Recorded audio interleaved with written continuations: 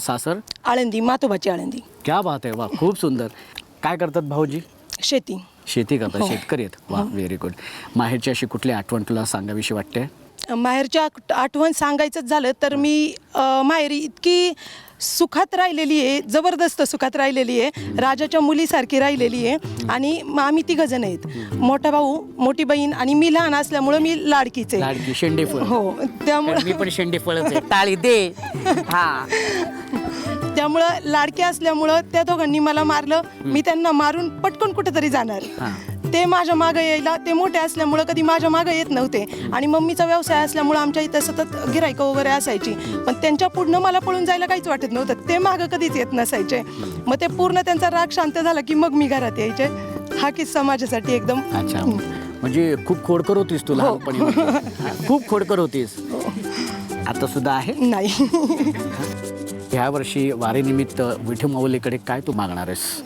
माझं तरी मागणं तसं काही नाही, की कुटुंब माझे सुखकारक राहावं एवढीच सुखात इच्छा. राहतो. वा, किती स्वतःसाठी नाही मागितलं पण कुटुंबासाठी मागितलेले. ताई, हाच आपला मोठेपणा असतो. ताई, खूप छान वाटलं तुझ्याशी बोलून. माहेरची जशी प्रत्येक ताईला ओढ असते तशीच सगळ्या आपल्या वारकऱ्यांना पंढरीची ओढ असते. आणि ताईच्या या गोड आठवणीनंतर आता आपण जाऊया आपल्या वारीच्या पुढच्या प्रवासाकडे. रामकृष्ण हरी. माझी विठू माऊली, वैष्णवांचा मेळा आता बाहेर निघायला लागलेला आहे आणि प्रत्येकाच्या चेहऱ्यावर माहेरची ओढ दिसू लागलेली आहे. टाळ मृदुंगाचा घोष सुरू झाला. पालखीच्या सोहळ्यात जीव माझा न्हाला. जातो पंढरीसी विसरूनी स्वतःला. शून्य म्हणे वारीचा खेळ रंगू लागला. शून्य म्हणे वारीचा रंग खेळू लागला.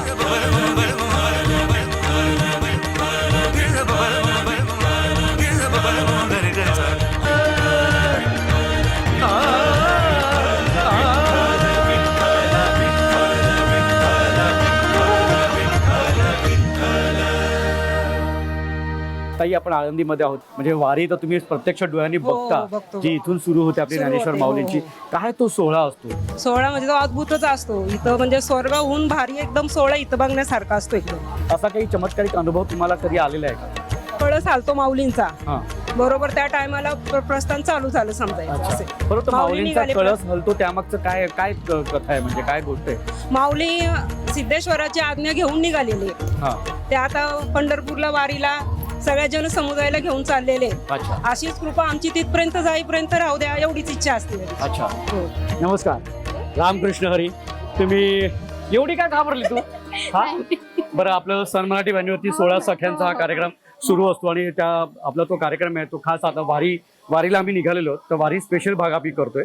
तर मी तुम्हाला नाही आता एक छोटासा आपण खेळ खेळणार आहोत. एक मी वाक्य तुम्हाला देणार आहे. ते वाक्य पटापटा बोलून दाखवायचं. हा, ते वाक्य अत्यंत सोपं आहे. ते वाक्य असं आहे, डाळ जरा जाड दळा. हा, हे वाक्य मी तुम्हाला बोलायला सांगणार आहे. पटापटा बोलून दाखवायचं. हा, न चुकता न अडकळता. रेडी? आधी तुझ्यापासून सुरुवात करूया. चल. डाळ जरा जाड दळा. डाळ जरा जाड दळा. डाळ जरा जड नाही, जाड जाड दळा. हा, डाळ जडा डाळ जडा. डाळ जडा जडा. डाळ जडा जडा. हा, सगळी डाळ जाळून टाकलेली आहे ताईने. हा हा, पटत. डाळ जरा जाड दळा. डाळ जरा जाड दळा. डाळ जरा जाड दळा. झालं. एवढीशी डाळ होती. हा, बरं. आता हा ताई, आता हा पटकन. रेडी? Very good. हा, डाळ जरा जाड दळा. जरा डाळ दळा. डाळ जरा जाड दळा. डाळ जरा डाळ दळा. डाळ जरा डाळ दडा.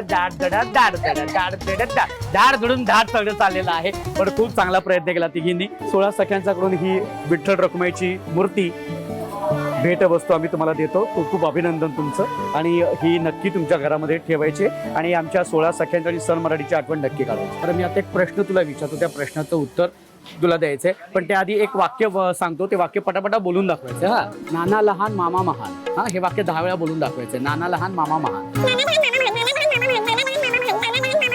नाना लहान मामा महान. नाना लहान मामा महान. नाना लहान मामा महान. नाना लहान मामा महान. नाना लहान मामा महान. ताई, तुम्ही पटकन बोलून दाखवा. ताई लाजते केवढी ताई. दादा, तुम्ही बोलून दाखवा. नाना लहान मामा महान. नाना लहान मामा महान. नाना लहान मामा नाना महान. इसको लहान आहे. हा, बरं. प्रश्न असा आहे, ज्ञानेश्वर माऊलींनी ज्ञानेश्वरी कुठल्या गावी लिहिली?